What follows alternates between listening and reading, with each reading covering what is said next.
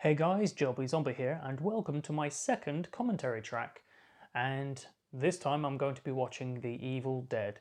Now, I just want to say something real quick before I start this commentary track. This is my second attempt at this movie, a commentary for this movie. The first went really well. That was until I uploaded it and found out that the video was blocked in most regions. And of course, I had to delete the video. And I'm guessing that the audio in the background was too loud and it got picked up because of that. So this is my second attempt and I hope it goes better than the first.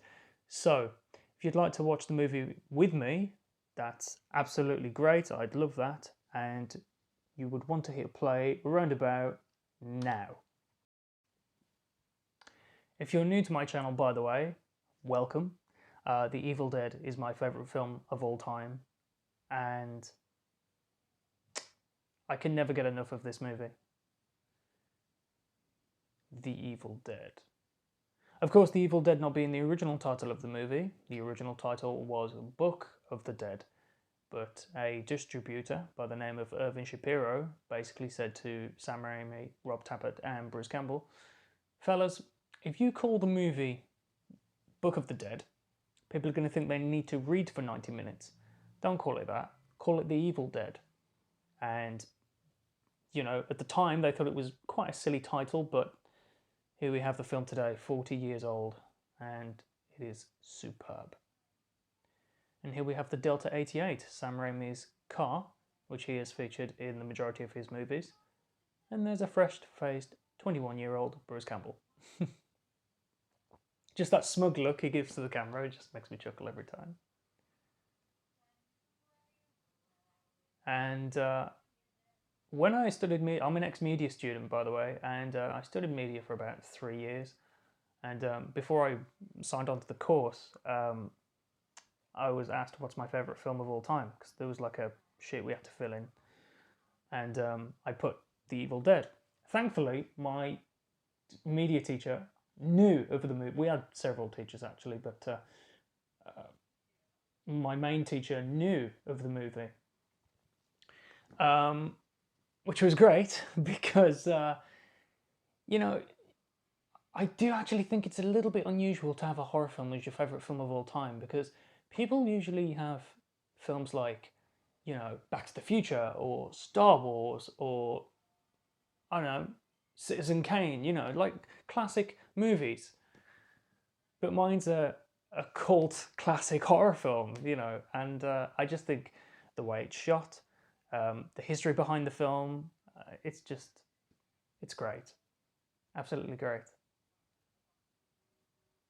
And there we have Sam Raimi and Rob Tappert as the two hitchhikers on the road, and that will have a little bit more of an explanation later on in the film.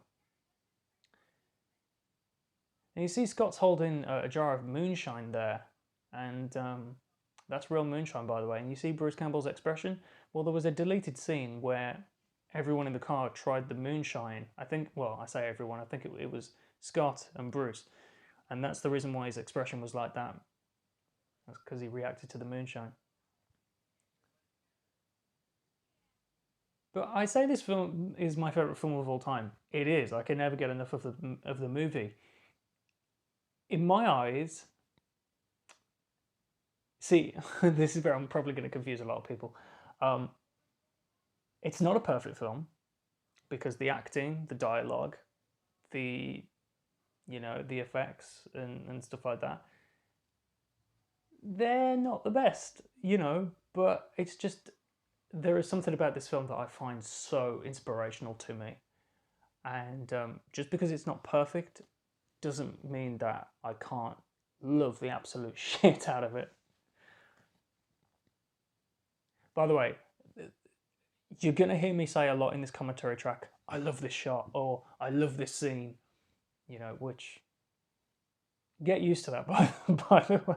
You're going to have to get used to that. It's like when the car approaches the cabin and the camera follows it. I love the way that the tree branches just hit the camera. It's just, This is the type of film that I would want to make with a group of friends, you know? I just love how that tree branch at the bottom just drags along with the car. Yeah, this is the type of film I would love to make with a group of my friends. And this is practically exactly how they made it, you know. Bruce and Sam, you know, they were college friends, and you know, one day they just decided, hey, let's make a movie. But I can't talk about The Evil Dead without mentioning Within the Woods. And Within the Woods was a Super 8 short film that Sam Raimi directed, Bruce Campbell starred in, and also Ellen Sandwise, who plays Cheryl in this movie. Um, they basically made that movie, they made that short movie to raise money for The Evil Dead. So what they would do is when Within the Woods was made, they would go around and show investors Within the Woods to help raise money for The Evil Dead. And they succeeded. This is a great scene right here with the bench.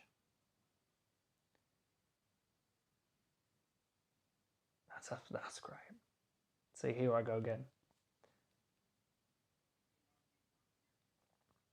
This is, yeah. It's a slow start at first, you know. It takes a little bit of a while before all the shit goes down, but when it does go down, it doesn't stop. You know, the moment Cheryl gets possessed, it just doesn't stop. See all this fog here in the cabin? That is literally just cigarette smoke from Rob Tapper. I mean, he would just chain smoke to get that effect.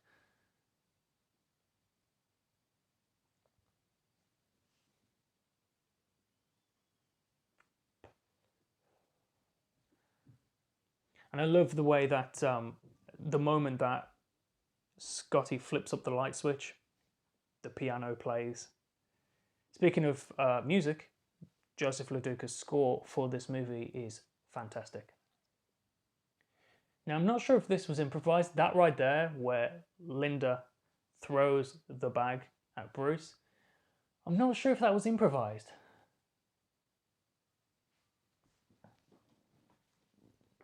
This is great scenery right here. Very reminiscent to the Texas Chainsaw Massacre.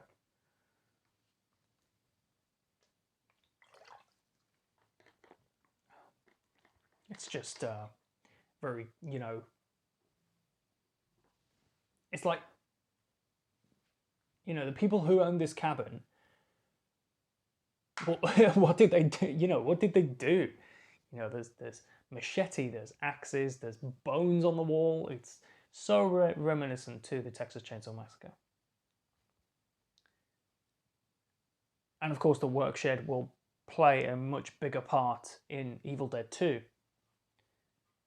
I have done a ranking video of the Evil Dead franchise, and obviously the first one is my favorite, Army of Darkness is my second favorite, and Evil Dead 2 comes in at third place. Now, that doesn't mean that I dislike Evil Dead 2. I absolutely adore this franchise. But I like Army of Darkness because it takes a completely different turn on the franchise, whereas Evil Dead 2 seems pretty much the same. But let's talk more about this movie. I just love the way the pendulum stops. Now, of course, if you're watching the movie with like an audience that haven't seen the film before, the moment that pendulum stops, you're going to get people say, what the fuck, you know? And then this happens. And of course, out the window, you had the iconic, join us. Now, I believe Ellen Sandwise had something underneath the pieces of paper so she could trace over it right here. And the majority of this, the makeup effects in this movie were all done by the maestro, Tom Sullivan. And even though the effects by today's standpoint look quite dated, there's still something very eerie about the effects in this film. Because they're all in camera, you know, they're real, you know, they're just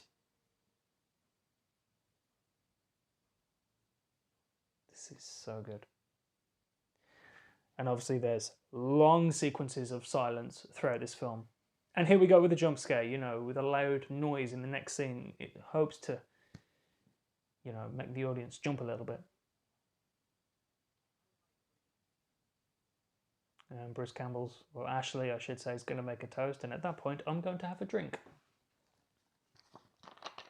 Because I'm a little bit parched.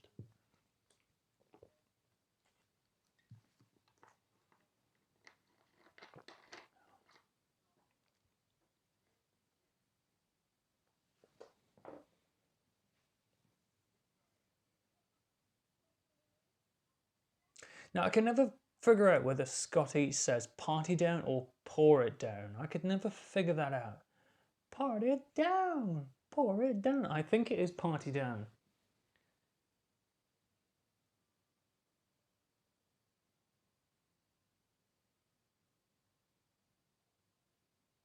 Now, I always think, because at this point, the book was never read from.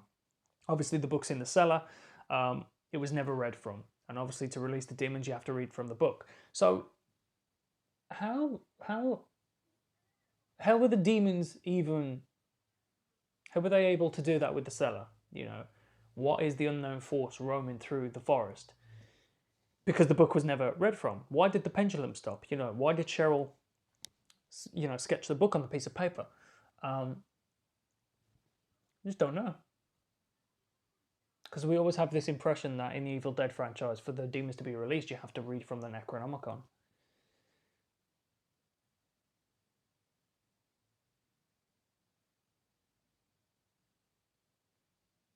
Again, here we have just drawn out scenes of just nothingness, you know. And it puts the sort of audience on edge a little bit, you know. And it's movie mistake, horror movie mistake 101, you know. Don't split up if something happens. You know, I bet there's people, you know, who had never seen the film before, you know, people in the cinema were like, don't go in the cellar, you know.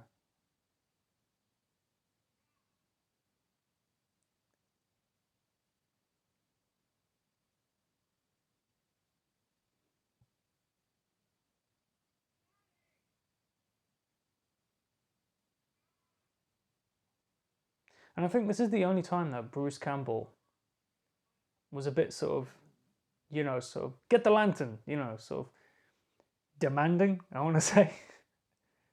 A bit of a do as I say, get the lantern. Because as we know in this movie, he's a coward, you know, until, you know, he has to defend for himself. Or defend himself, rather. I love that shot. Oh, the suede shoes. Now, suede shoes. I am going to say this. I saw this movie at a very, very early age. I can't remember what age I saw this movie. But it was around the time that I was just getting into horror. And I can't remember what order I saw the movies in. But at the time, I saw Evil Dead, Evil Dead 2, Army of Darkness. I wanted to be Ash. And I know that sounds, oh my God, really? So, at the time, I had a blue denim shirt. This is a great 360 shot, by the way. I had a blue denim shirt. I had brown trousers and suede shoes that looked like that. But they were a slightly different shade of brown. They were not as dark as that. But it's true. Absolutely true. There's a useless fact about me for the day. Oh, another noise right here. And here we have the camera just slowly sort of, I don't want to say jolt, but slow down, you know? And these are great shots right here.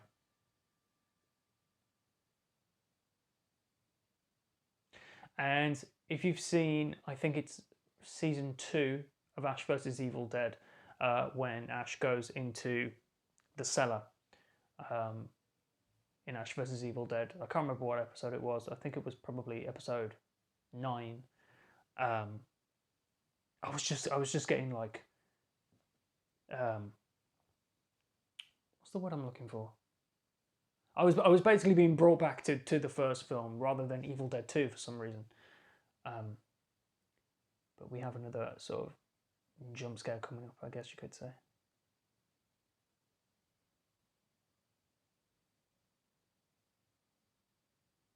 Oh, Scotty, you damn fool. Scotty is really the sort of kind of, what can I say, the douchebag of the movie, I guess you could say. Near the end of near the middle of the movie, he really does become the douchebag. So we have in the background there a Hills Have Eyes poster, and there was a constant back and forth between Wes Craven and Sam Raimi. And basically, in the Hills Have Eyes, there was a torn up picture of a shark. I believe it was a shark, or it could have been the Jaws poster, but I believe it was a shark. And so that was Wes Craven's way of saying, you've seen Jaws, but what you're watching right now is scarier than Jaws.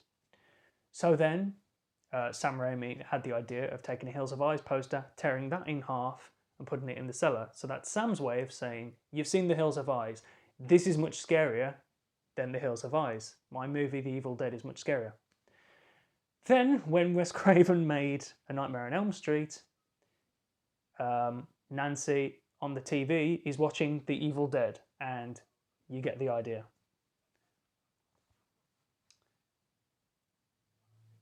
And so yeah, there was a constant back and forth.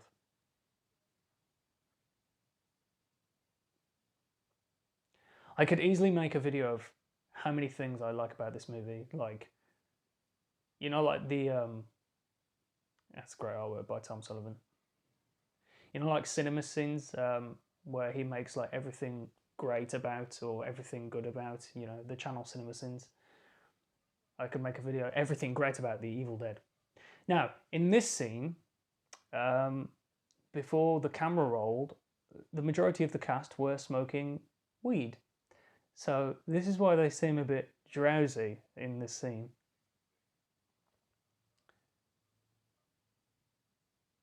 I've just realised what Scott said to it might have been Shelly actually.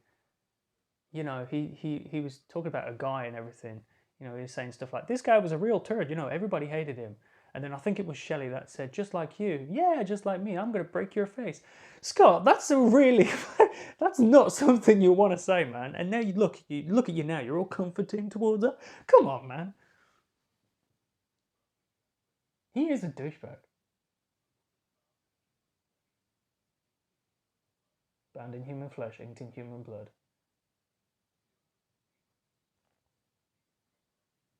Panasonic tape recorder, by the way, owned by Bruce Campbell's father.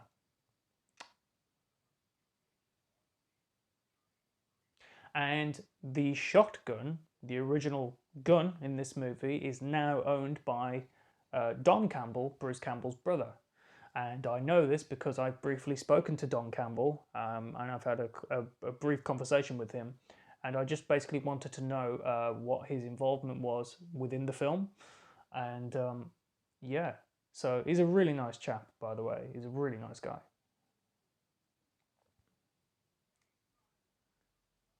Okay, now we're getting on to the translation.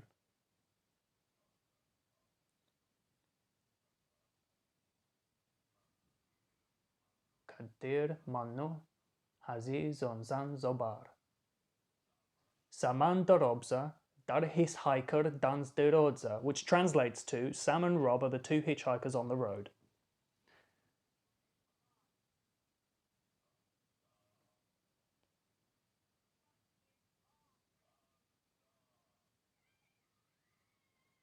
And another jump scare right there for you.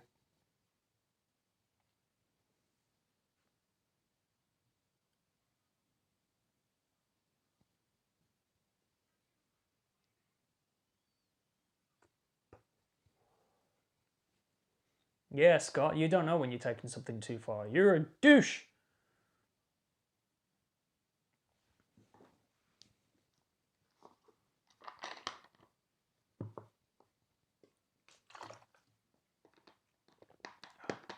There's a great deleted scene, by the way, where Bruce Campbell is next to that window outside and it crashed.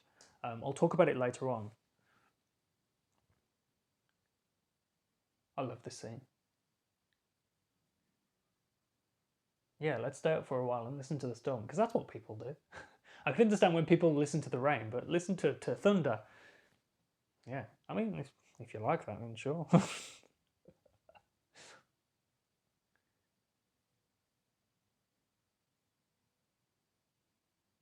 And here we have the necklace. This is absolutely one prop I would love to own. Not the original necklace, by the way. Basically, what happened, I believe, is that they had one necklace and something happened to that, so they had to get another one, but this one was gold, and so they spray painted it silver, and you can actually see the spray paint coming off on Betsy Baker's fingers right there. And I love this score, by the way. This is a score called Eye Games by Joseph LaDuca, and it's one of my favourite pieces of music in the film, along with many others, of course. Stealing from the blind, huh? I do say that quite a lot to my fiance. Cringy, I know, but I don't care. You can just about see the gold. There we go. You can see the gold right there.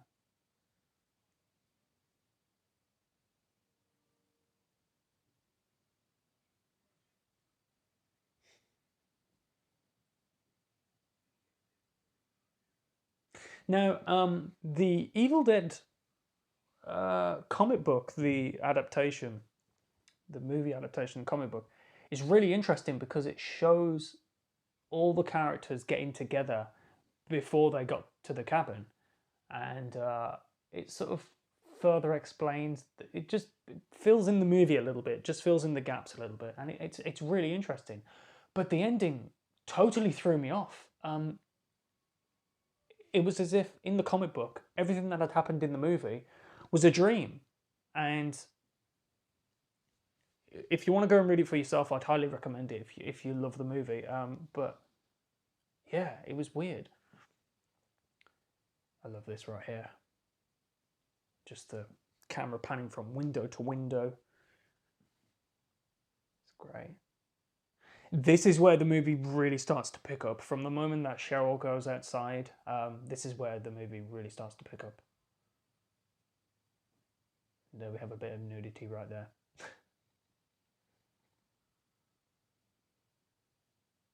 Now, it always struck me, why would Cheryl keep that sketch of the Book of the Dead and keep it on her dressing table? You know, surely she would just take it out of a notepad and just scrumple it up and put it in the bin.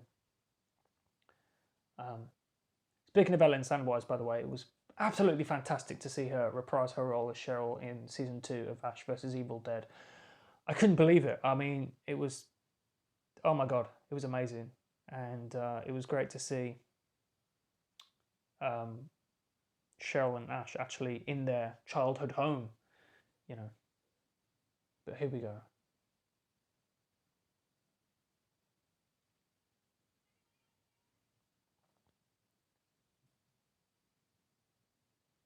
You see that, well, you hear that sort of, you know, you're in the woods, you've got the fog, and then you just randomly hear a wolf howling. Very sort of traditional horror, you know.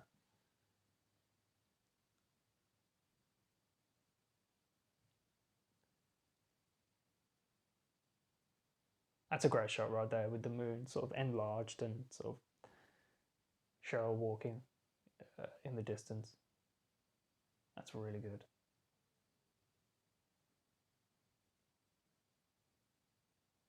Of course, you know, with the moon being that big, it kind of you kind of makes you go, oh yeah, that moon's a bit big, isn't it? Now, this scene coming up, of course, I love the movie, but this is the scene that's coming up. I hate it. And so does Sam Raimi. Um, he regrets the scene that's coming up. And obviously, if you've seen the movie before, you know exactly what scene I'm talking about. Um, I can't stand it.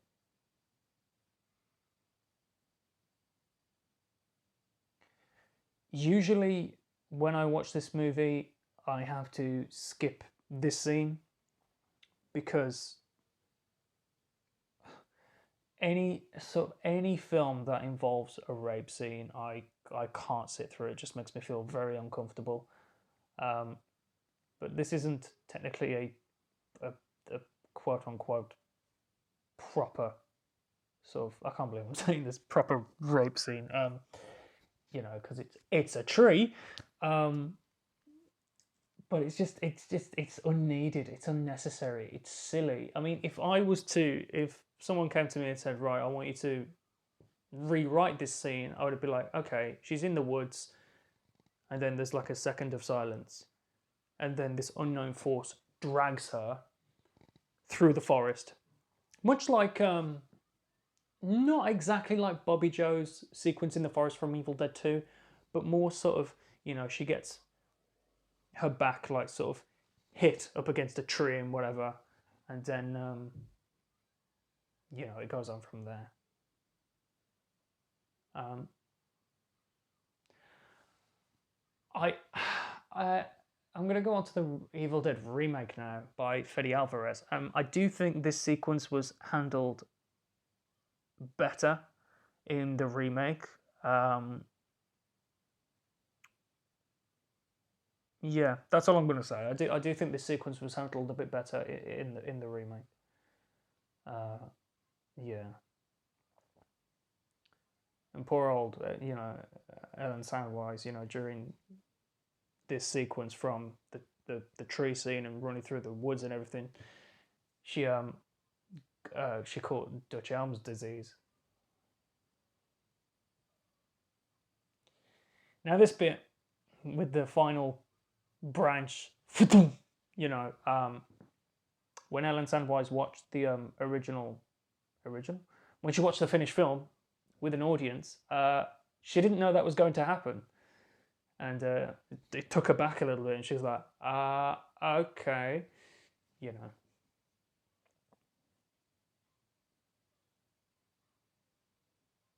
And it was it was other than like the violence and stuff like that, it was this scene that sort of got it sort of really sort of talked about. When people say The Evil Dead, if you don't think about the violence, and if you don't think about the franchise as a whole, and you're only thinking about the first film, this scene is going to come to mind because it stands out, but it stands out for all the wrong reasons.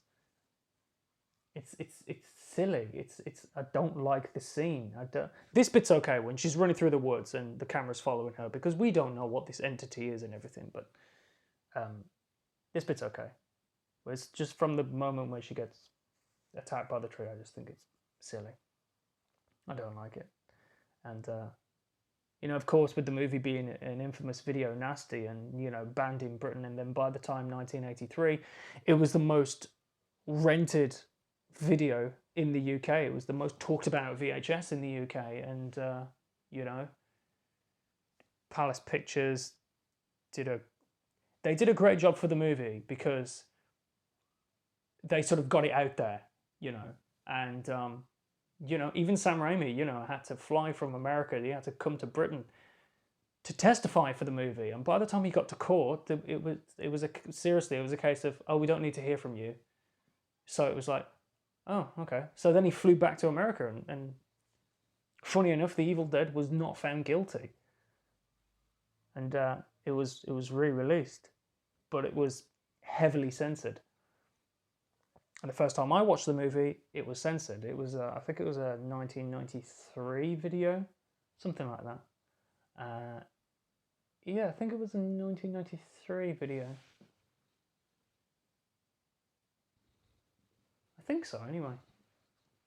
But it was definitely a cut down version. And then when I saw the movie on DVD, the Anchor Bay DVD, it was fully uncut. And yeah, I have another drink right here. And then we have another jump scare. Before I have a drink, I want to just... I love that. I absolutely love that. It's the moment that door shuts and the demon's like, oh, I'll try again next time.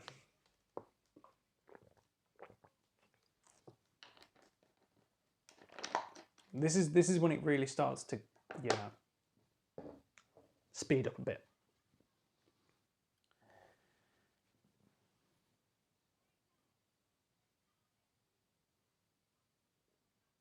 Now watch Scotty. You see how he tilts his head back there? That's because he messed up his lines.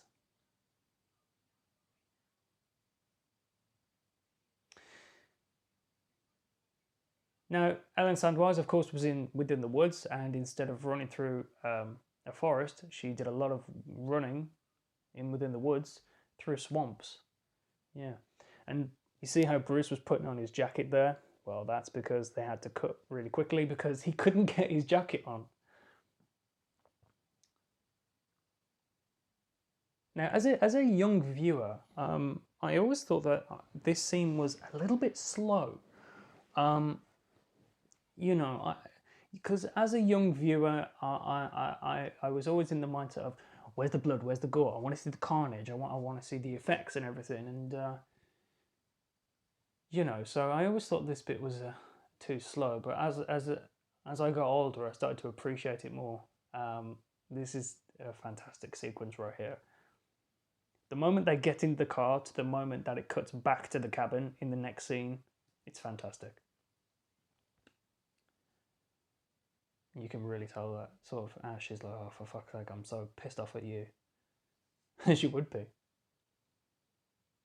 This is a traditional horror movie cliche, you know, the car won't start, you know, it's very sort of traditional. I know it's not going to start. It's not going to let us leave.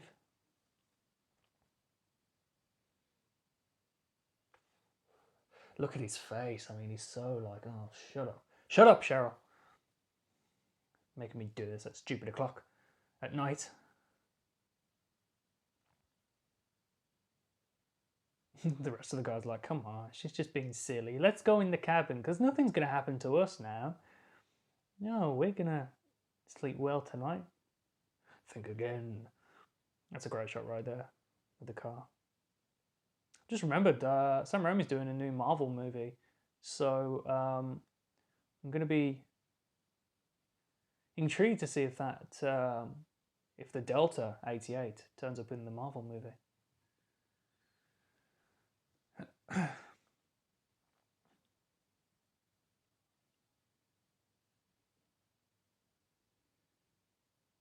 This is a great shot right here. Now, the car is totally straight, but you see how Bruce is sort of walking on an angle. For the life of me, I've heard Bruce explain how the shot was pulled off, but I can't remember how it was done, and I wish I could so I could tell you guys.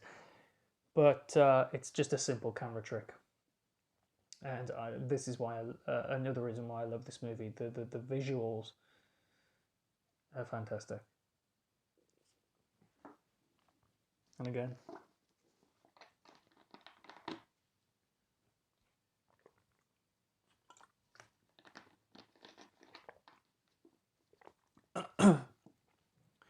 oh dear. Oh, there we are. Another jump scare with a branch right there. You're probably thinking, oh, not these fucking branches again. Oh, this is great. I forgot about this. The way that the bridge is sort of just crunched up, and with Cheryl standing in a distance, it almost looks like a hand. And Cheryl is standing in the palm of that hand, and the bridge is just sort of like, you're not going anywhere. I have you literally in the palm of my hand. I love it so much.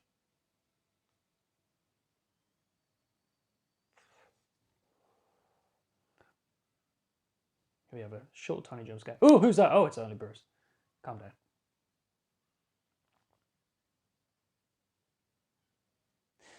I think maybe Ashley or Bruce could have just sort of yeah, because sort of Ellen's just sort of like I don't know. I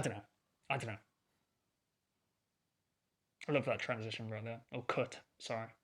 All I was going to say is maybe Bruce could have reacted just a little bit more. But don't get me wrong, I am not knocking the king that is Bruce Campbell.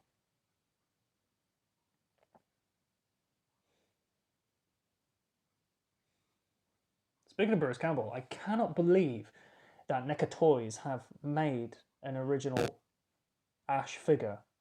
I remember messaging NECA years ago asking if they would think about producing any figures from the original movie, and at the time they said no. I can't believe it. I was so excited.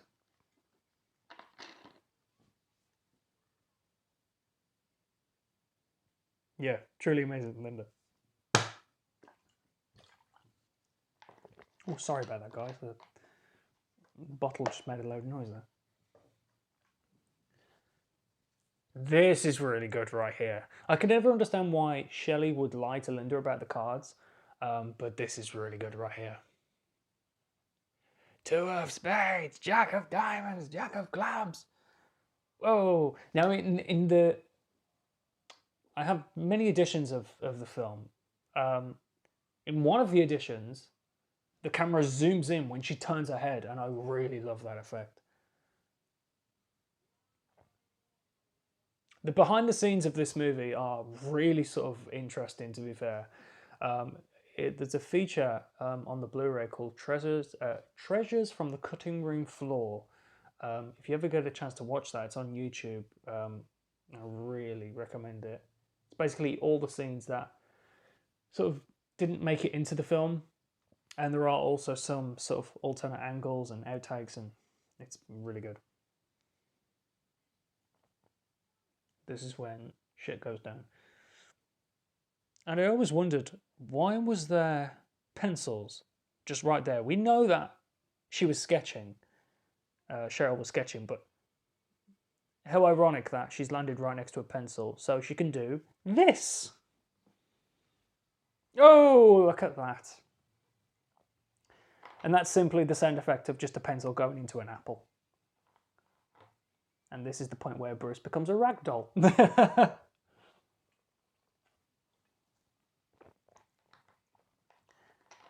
And again, I can't believe I'm saying this, but I love the fact that there's no stunt people in this movie. The injuries are real. And look at Shelly in the background. She's doing nothing. Kind of reminds me of Barbara from Night of the Living Dead, you know, where she was so just sort of, oh, you know, she would just sit there and do nothing. Now, right here in one of the outtakes from the film, Ellen Sandwise was flinged backwards, and unfortunately she hit the back of her head on the cellar door, and the impact, you can feel the impact. It was a proper impact, and it makes you go, ooh. Now you noticed, if you're watching it with me, obviously, when Scotty was hitting Cheryl in the face with the butt of the axe, clearly, for some reason, her face just went old all of a sudden. So what? A hit in the face makes the Deadites go old, and obviously it's just a dummy, you know. There are effects in this movie that work better than others. That's a great shot right there. Now watch Bruce right here. He comes in the room, Linda's bedroom, and he's limping. Well, there's a reason for that, and I will talk about it later on.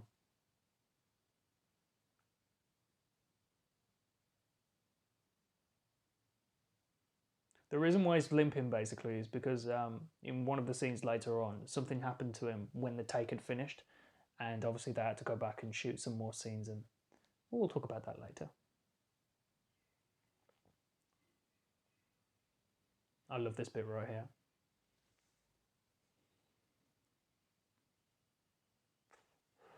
I've just remembered that I said something at the start of this commentary that I'd talk about later on in the movie, and for the life of me, I can't remember what it was. Oh, Jesus Christ, I hope it occurs to me when the scene comes. Oh, dear. Because it'll just be like, oh, we'll talk about that, and then I never do. Oh, my God, I hope it comes to me. I know it won't, because my memory's like a goldfish. And we'll just leave Cheryl in the basement, because she's messed up.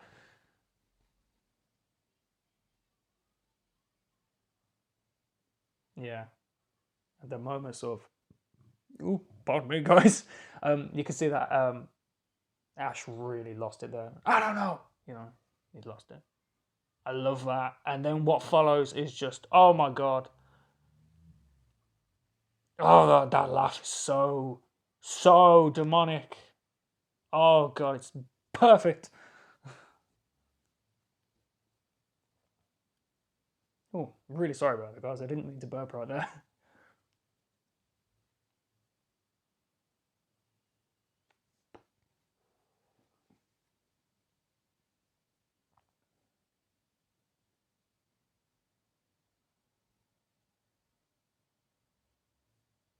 Oh, just the camera effects are amazing right here in this movie. I'm still trying to think what was that thing that I said. That I said I'd refer to. Oh, fuck. I can't remember. Yeah, just go get some sleep. Because you're going to be fine. I don't think they will, but I really hope NECA are able to make figures for the other characters, you know, so we get a whole set. I love this bit right here. You know, the window smashes just before the camera hits it. And I think that was pulled off by basically, I think it was pulled off by a plank of wood on the end of the camera. And so it would smash the window just before the camera got to it. And again, we have a sequence here that's really drawn out.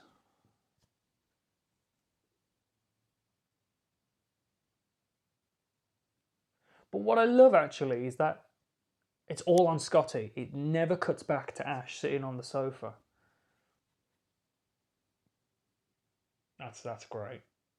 Left to right, just on Scotty. That's really good.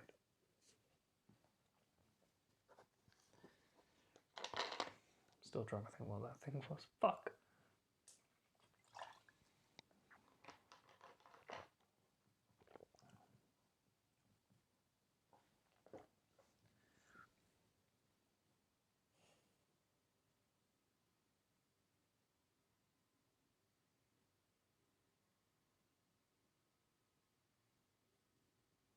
Oh, nothing.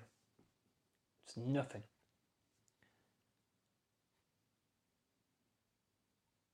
And again, this is a really, really drawn out sequence.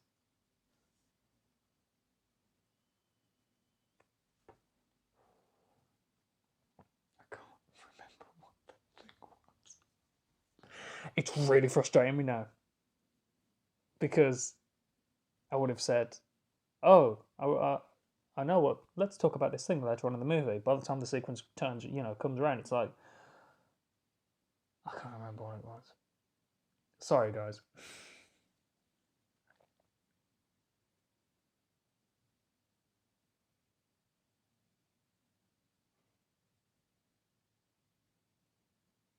Now you'll notice that Scotty's hair right there just got you know, short, you know, purely because the film took so long to make. You know, there was loads of stopping and starting, constantly. Because it was filmed in '79 and came out in '81. Came out in '83 in the UK, I believe. I think Shelly looks great as a. I don't really like to call them Deadites in the first film. I only like to call them Deadites from Part 2 or Evil Dead 2 and Army of Darkness. Demons, I guess. Well, this is great. And yet again, Ashley becomes a ragdoll. Oh God, how unlucky can he be? Seriously?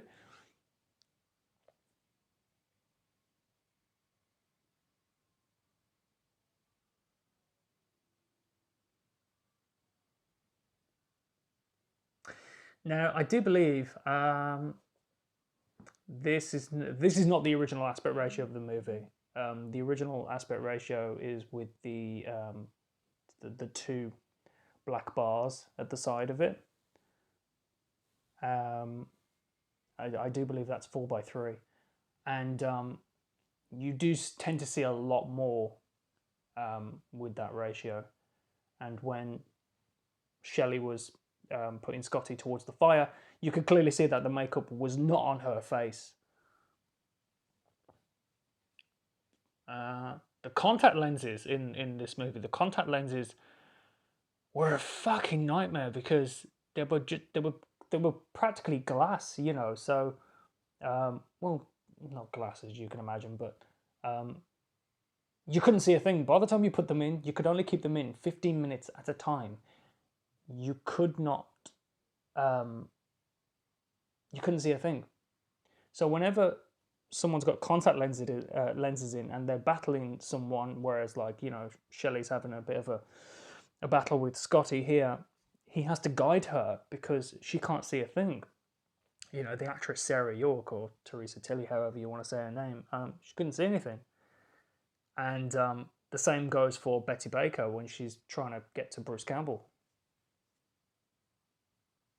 Oh, this scream right here is just goes on forever.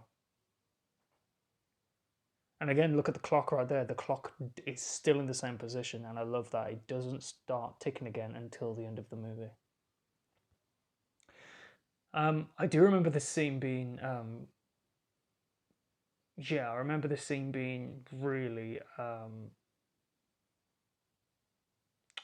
cut on VHS.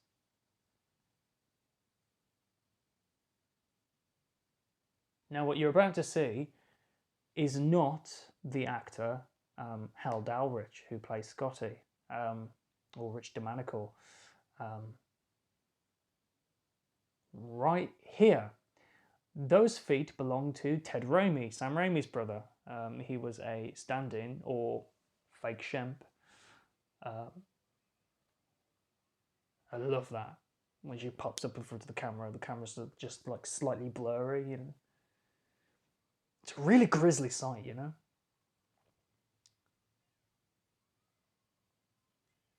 Now, I once made a short little tribute music video for The Evil Dead, and with this sequence in particular, when Scotty's like, hit her, hit it, and the moment he says hit it, I always thought, the moment he says that, let the carnage fly and have music playing over it, you know? So it's like, hit it.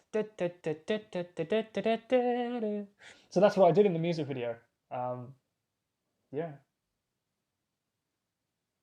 Gore continues. Look at that.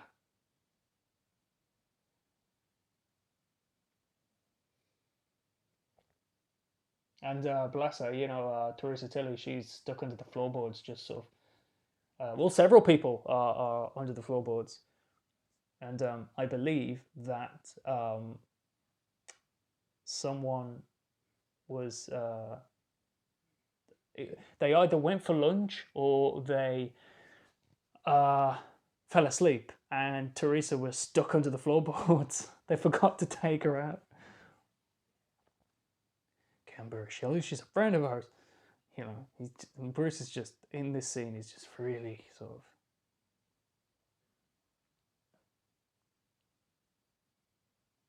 Oh man, I've just remembered. That was one of that sequence where, you know, Ash is like, okay, Canberra Shelly, she's a friend of ours.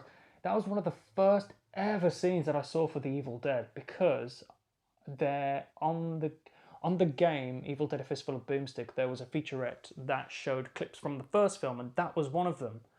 And again, I played that game at a very young age, and that was one of the first scenes that I ever saw for the film, so that's great.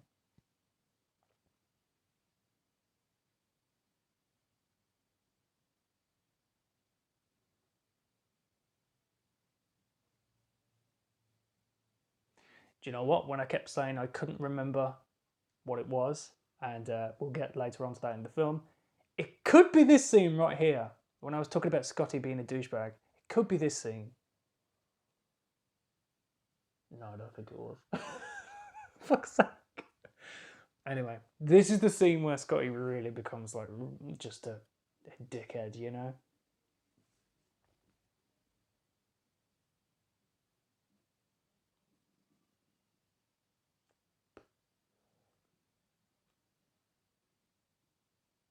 Now, that mark on Bruce Campbell's face, I believe, is real.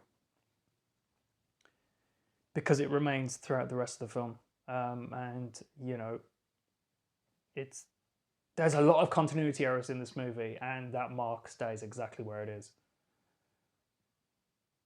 I don't care what happens to her. She's your girlfriend. You take care of her. Oh, you bitch. You bitch. That's a great shot right here. See, he means it. I mean, he's got his backpack. I mean, he's out. He's out there. He's gone.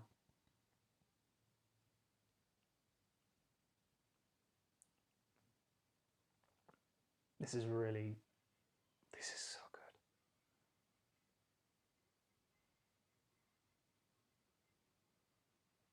Oh, it's so eerie. It's so eerie. Because there's only a little bit of light on Cheryl's eyes in the cellar just laughing demonically. It's iconic.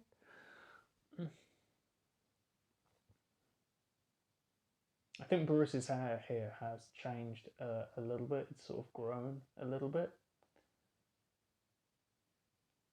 Like I said, so many continuity errors, constantly stopping and starting. Great stop motion effect right there. And there we are. Linda's the next one.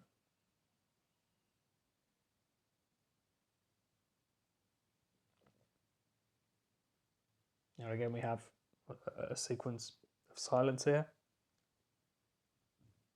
Whoa!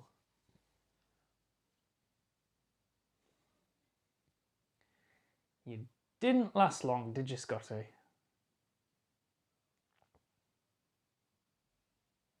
It's so good, just sitting in the doorway. Do you know, out of all the characters, I really think that Scotty got it the worst. I really do think. But there's a part of me that would love to see a scene where he actually got messed up. But I do believe in the comic book adaptation, there is an extended sequence of him roaming through the woods.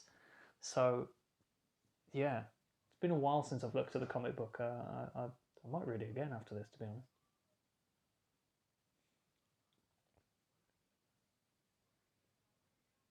That's it. Get that determination inside of him, Bruce. He's out of it, man. That's it. Just slap him across the face a few times. Oh, you know. I love the fact that these demons mock you. You know, they're not zombies. They're not lifeless corpses. They mock you. They take the piss out of you. I love it. Scott, you know, you should have stayed in the cabin. This is what you get for saying, I don't care what happens to her. She's your girlfriend, you take care of her. This is what you get for saying to your girlfriend, I'm going to break your face. This is what you get. And again, I think this is where the audience goes mad, because this sequence drives you insane. It reminds me of the dinner scene from the Texas Chainsaw Massacre when they're all hooting, you know, because Scotty is screaming, Cheryl's in the basement, or in the cellar, excuse me, you know, laughing, Linda's laughing, and then Ash loses his shit and whacks her around the face a few times. And again, in the VHS version, that was cut. He only slapped her once, I believe, in the VHS version. Whereas here, I think he slapped her 4 times here.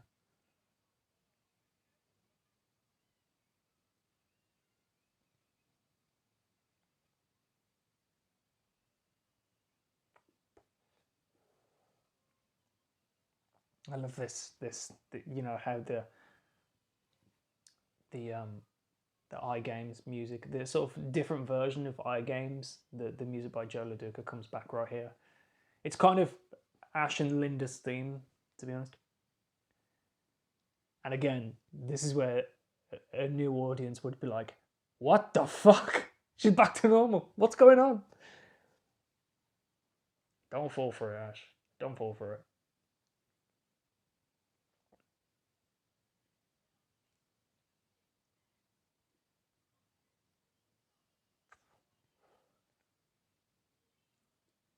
But you know, this lasts for quite some time, you know, because Linda becomes her normal self, and she stays that way for a relatively decent amount of time. That is until Ash says, "Why are you torturing me like this?" Yeah, I can just imagine watching this movie with a new audience, and at this moment in time, they're like, "What the hell is going on? Like, what is going on?"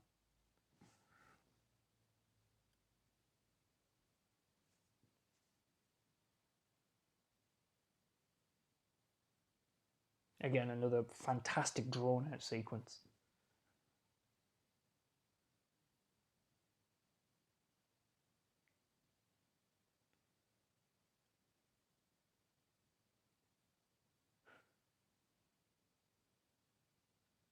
Oh, I love the long silences in this movie.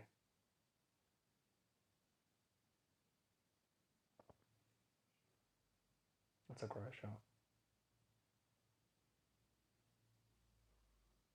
Those hands, by the way, belong to Ted Raimi, and he actually cut Bruce Campbell's face. If you look on Bruce's cheek right there, you see that speckle of blood. That's real. But in the next scene, shot rather, it's gone. Another continuity error for you. I think that's another great quote from this film.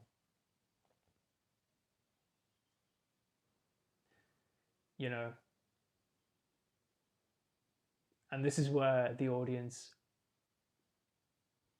I can imagine, clap. You know, like the die-hard fans of this movie, if they go to see it on the big screen and this scene shows, they're like, "Woo!" You know, because it's like the whole "we're gonna get you" thing again.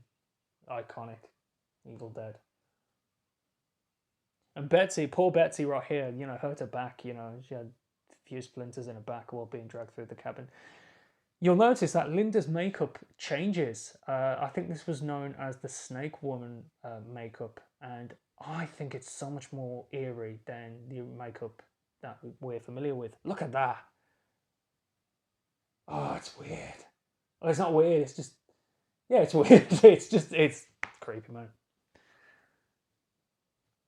There is a great deleted. Um, I've remembered what I forgot. It's because I said the word deleted scene. Oh, that was it. Yeah, but I've missed out what I was meant to say. Okay, so in the when Scott and Ashley were burying Shelly, there was a deleted scene where Ash was standing by the window outside, and he had a little bit of a breakdown, and he was just crying on the stump of a tree, and then he eventually smashes the remains of the window and what was left of the window. And I thought that was a great scene. It should have kept in the movie. And this leads me on to another deleted scene right here. So we know obviously that Ash has dragged Linda outside. The moment Ashley looks out of the window, there was a deleted scene right where that tree is right there. Linda was levitating by that tree, and it is so eerie. I mean, it is creepy. And that shot should have stayed in. And I think the reason why maybe they took it out is because this scene kind of catches you off guard, you know, because Linda appears from nowhere and she's attacking Ash, you know. Whereas if you see her outside, you think, oh shit, she's going to come back, you know. So maybe they took it out for the best, but the scene that they definitely should have kept in was where Ash had the breakdown by the tree. I thought that was a scene that deserved to stay in the film. Anyway, And here we go again, you know, Bruce is sort of having to sort of have a little bit of a wrestle here with Betsy. And you see how he's holding her hand right here? Well, look, he has to put her hand on his face because she can't see it due to the contact lenses. Oh God, you can't. I'm so happy that I remembered. What? I'm so happy that I remembered that. It would seriously bug me if I went through this commentary and I forgot to say that. A little bit of milk there coming out of Betsy. And we are now 1 hour into the movie. It's really sad that I know that. I'm a saddo. Anyway.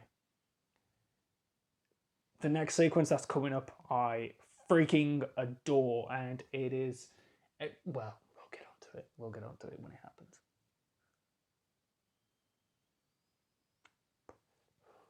And again, drawn out sequence, slow, you know, dragging Betsy.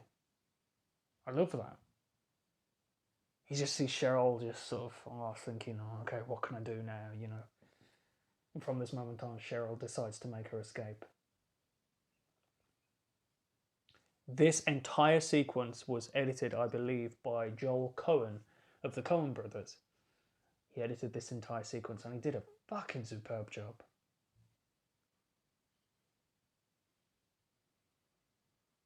I'm just going to let this scene play out. Chainsaw there, XL12. A great bloody... oh, this scene is so good. Because it's like he finally comes to his senses. He's like, oh, I've got to do this, you know, but he can't. And then, you know, no stunt doubles, no CGI. That's a real chainsaw hovering over Betsy Baker. As you can see, her pulse was going 10 to the dozen there, as it would.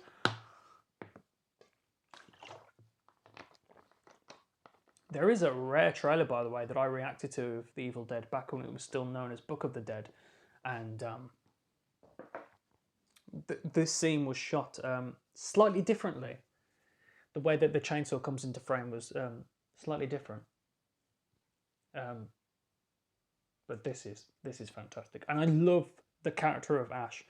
His progression through the movies, because in number one, he's just a normal guy. You know, he doesn't know what to do in these situations until the point where he has to defend himself. In number two, of course, it plays out pretty much the same at the beginning of the movie, mainly because they wanted to give a recap at the beginning of Evil Dead 2. They wanted to show clips from the first movie, but they didn't have the rights. They didn't have the rights to their own movie. I mean, that's really bad. You know, it's sad on their behalf. So they had to get different actor to play Linda, or actress, excuse me, and Denise Bixler, I believe her name was, and Bruce said that she was his favourite, Linda, and so yeah, they had to reshoot Evil Dead 2 completely, the beginning of it anyway, and then when it really started, by the time he's got the chainsaw on his hand and the boomstick and everything, it's like, you know, I've had enough of this, you know, I'm fighting back now and everything. And then by the time Army of Darkness comes around, he's just a little bit of a smart ass, you know.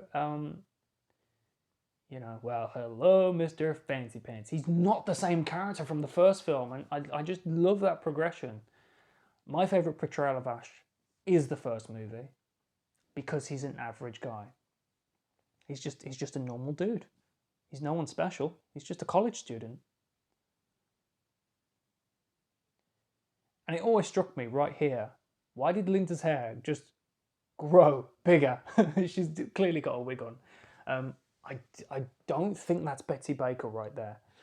I do think that is a different actress. I'm not so sure.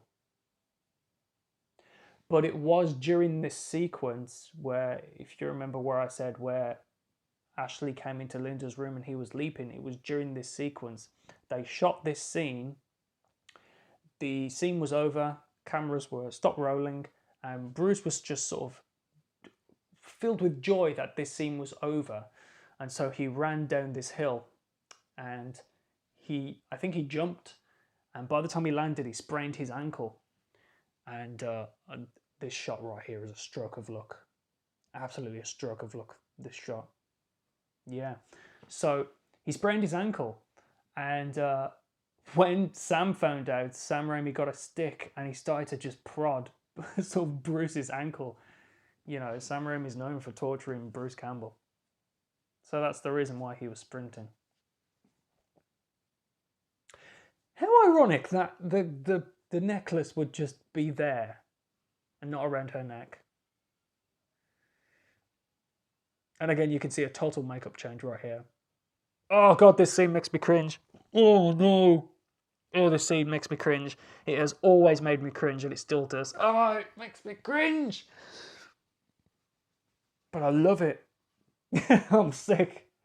Look at Ash's leg right here. There's no mark whatsoever. There's no scratch, no ripped trousers, nothing. Continuity error again. But who cares? Now, the beam right here that he's hitting Linda with was cut down the middle, so it would break easier. I think those were styrofoam. I think they were made of styrofoam.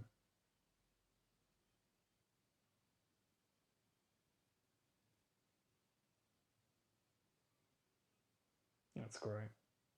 And there was another extended sequence where Linda was a lot further back in the distance, and you could see her coming through the fog, walking towards Bruce. And again, total makeup change. Yeah, I'm not a big fan of that. You know, when the head lands, I'm not a big fan of that because it looks nothing like her.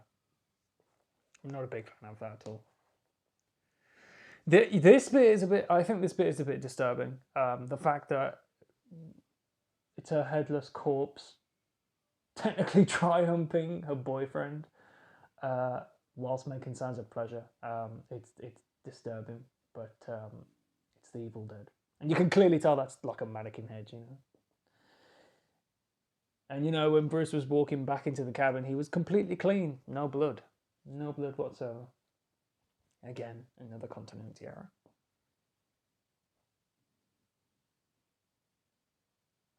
Every time I watch this movie, it just seems to fly by. Like it just because whilst watching it, I'm having so much fun with it, and it just seems to just go by so fast. And I think that's what happens when you watch movies that you know when you love.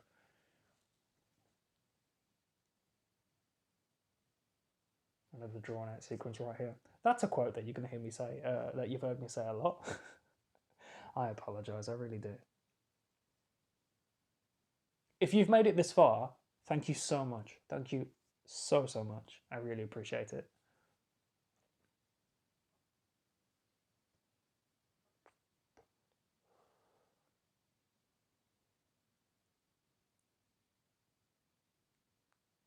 This is great right here. This is great because it tricks the audience. Because you think it's in the closet, but it's in the window. I love the sound effect, that bing sound effect. Boom. That's not Ellen Sandwise, by the way. I don't know who that is, but I know that's not Ellen Sandwise. I love that. Like Bruce almost jumped over the camera there. I love that. Oh, you can see his scratched up leg.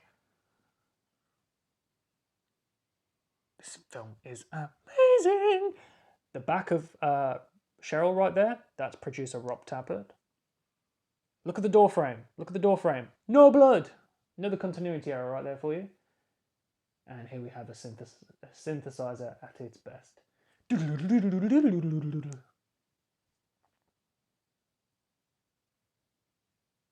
You know where you saw those box of shells, boy. In the cellar.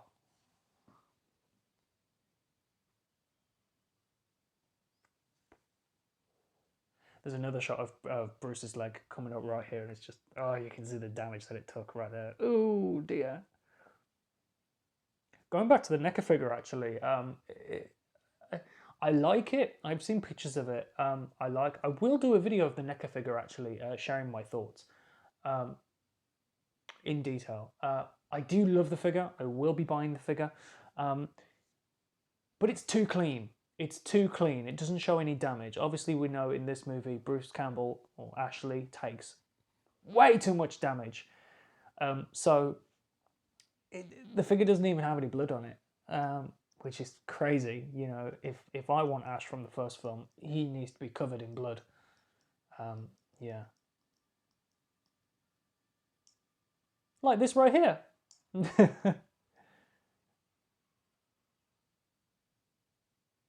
I think there was a point where this film used the most. There's a nod to the Three Stooges right there, where the bulb fills up with blood, because in the Three Stooges it fills up with water. Because Sam and Bruce still are massive Three Stooges fans. But yeah, there was a time in this film where the film was known for using the most amount of blood on film. That's been topped now, but Evil Dead held the record at the time.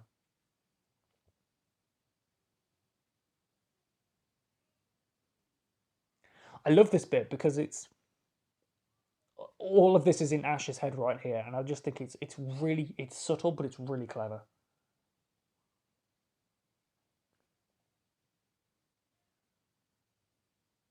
It's crazy that that shotgun still you know, Don, Bruce's brother, owns it right now. It doesn't look exactly the same. He has sawn the shotgun. He's made the barrel shorter. But yeah, it's. I love the fact that you'd think that Bruce would own the shotgun, right? But no, his brother Don owns it, mainly because he likes guns. I mean, he has something to do with the military, I believe.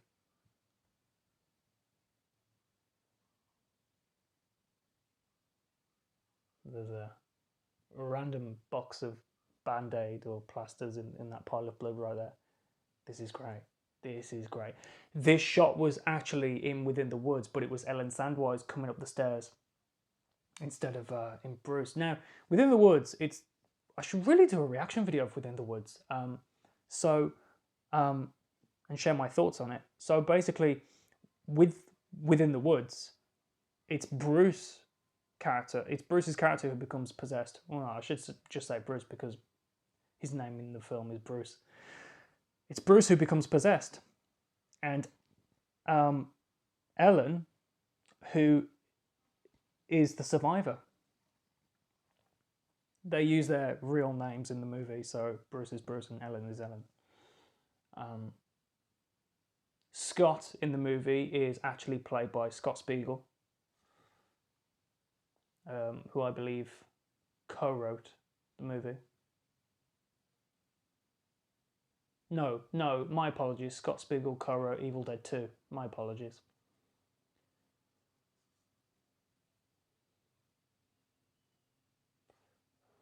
That's great. Oh god, every single camera sequence in this scene is amazing. Nothing is straight. Nothing straight. It's all crooked.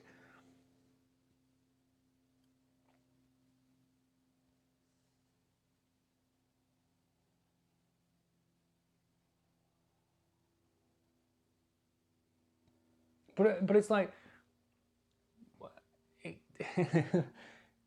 what is this entity? You know, he can't see it, but he can't see it. Of course he can see it. Cheryl could see it. Ashley can see it now. What is it? You know? Oh, this is amazing. As it passes the rafters, whom, whom, whom, whom. Why did it do that? Why? The sound effects in this film, the visuals, the sound, top notch.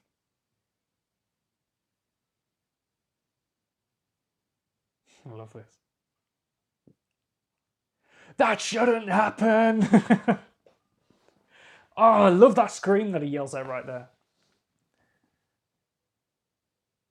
You know, that's a real shotgun, you know, that's not a dummy. That wasn't blanks. He fired that through a real window. It's such a shame that the original cabin burnt down, and there's people who are going onto private property, because it is private property now. But there's people who are going onto that land and taking bricks. You know, they're taking bricks from the fireplace, because there's only the fireplace that's standing now, and they're bringing it to conventions so that Bruce Campbell could sign them. And there was a point where this guy brought a brick and he put it on the table, and Bruce was like, "Am I supposed to know what that is?" And it's like, "That's you know, from the cabin, you know." And Bruce is like, "So you're a trespasser." Bruce at conventions. If you've ever watched him, he's so witty, and he's the only person who can get away with it. You know, Bruce is the only actor who can insult a crowd and they will love him for it. Any other actor, they'd be like, "Well, he's a douche." He's a dickhead. Again, those scratches on Bruce Campbell's face right there, totally real.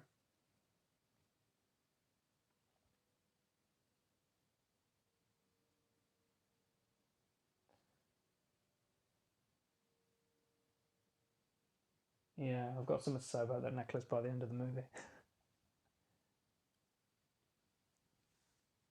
I think this is my all-time favourite sequence in the film.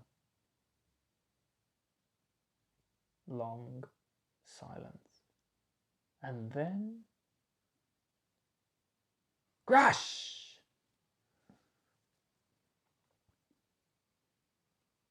I love the moment when he hits the floor and then the camera just rotates towards the door. You can see the fingers poking through the prosthetic gloves. Boom, just shooting a dummy in the face. And there we have the infamous garden hose that's spewing the blood. And Bruce Campbell will always make fun of that. He will always say, "Oh, we're not like George Lucas. We're not like George Lucas. We're not going to go back and fix that. What you see in this film is what you get." And Scotty will always be my favourite looking possessed character. His makeup is amazing. And there was an extended sequence between the fight scene between Scotty and Ashley. There was an extended sequence where Ashley took a nearby lamp and he took the lampshade off it and he electrocuted Scotty. Whoa, that's great. I just noticed you can see a bit of blood spewing out of his head there, his forehead. There have been people who have thought, what was that Ashley took out of his stomach for all the blood to spew out? I mean, they thought it might be something else, but it's not anything like that. It's just a branch, clearly, where he got attacked by the woods.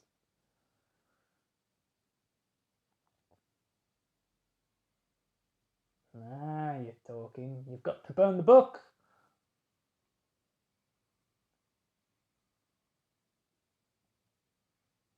That's for not driving me back into town when I wanted to. God, my jokes suck.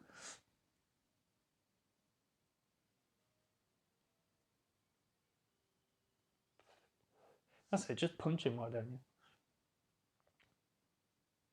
This is a really good scene because it just gets you pumping, you know, it's just... Is he going to do it? Is he not going to do it?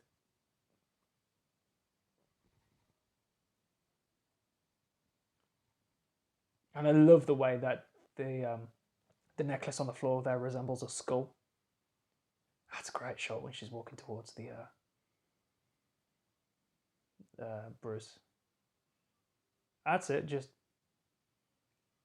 Just hit him with the fire poker. And basically, with all the fog, what they would do is they would take the fog machine and just spray it in Ellen's hair, spray it up her shirt and everything. And I believe that is the first time that these deadites or possessed eat flesh. When Scotty chewed a bit on Ashley's leg there. Oh god, this sequence is amazing. It's over! Or is it?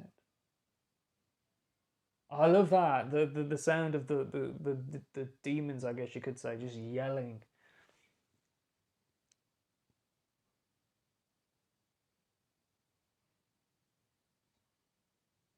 Oh, the crackle, the snap, crackle, and pop. And here we have a fantastic stop motion sequence.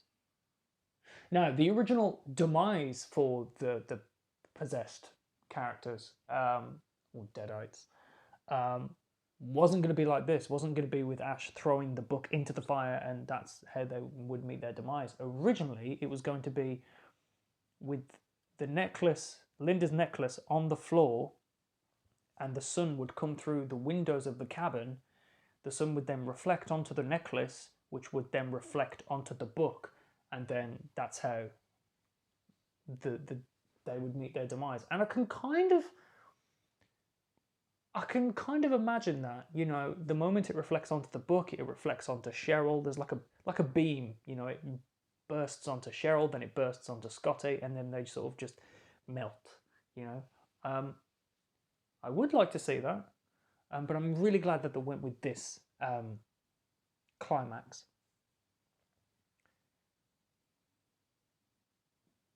That sort of mush that came out of Scotty's hand there, that was oatmeal.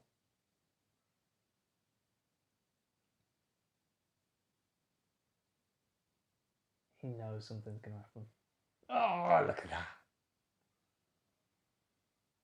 No, I do love this because this, you know, it's like the demons that were within the characters. They're just escaping for one last time. This is fantastic. There we go. Bit of dog food there. Hissing cockroaches, by the way. Now, I remember as a younger viewer, I could never figure out what that was in the fire. And I think it's a bit obvious right now. It's the book that's still burning. I always thought that maybe it was like the crushed remains of Cheryl's head that sort of went into the fire, and they were sort of doing their thing. But well, it's obvious it's the book. And I love that, the way it's like, join us, join us, join us. You know how it fades away. But can you imagine if anyone went to that cabin afterwards and they were like, what the fuck happened here? You know? Oh, this is so amazing, this bit. It's ticking, the clock's ticking, you know? Now, Ash will look at the necklace right here. And I always think, every time I see this scene, I always think, what if he never bought that necklace? What if he was in a shop and he was like, no, I don't really want to buy that. No, I'm not going to buy it.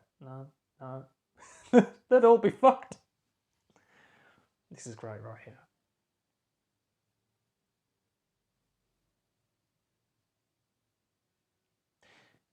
Now, I always like to think, what if Evil Dead 2 as we know it never existed? What if Army of Darkness never existed? What if there was a different Evil Dead 2 where Ash... So let's say the ending of this film, from the moment that the camera comes in and hits Bruce, what if that never existed? So what if Evil Dead 2 was Ashley going back into the Delta and trying to find a way out of the woods to get back into town, and then trying to tell everyone what happened? That'd be like, it'd be very different, but I'd love to see that type of movie. And that is a fantastic shot on the single leaf. Every time I see that, I always go, ah, there's the single leaf.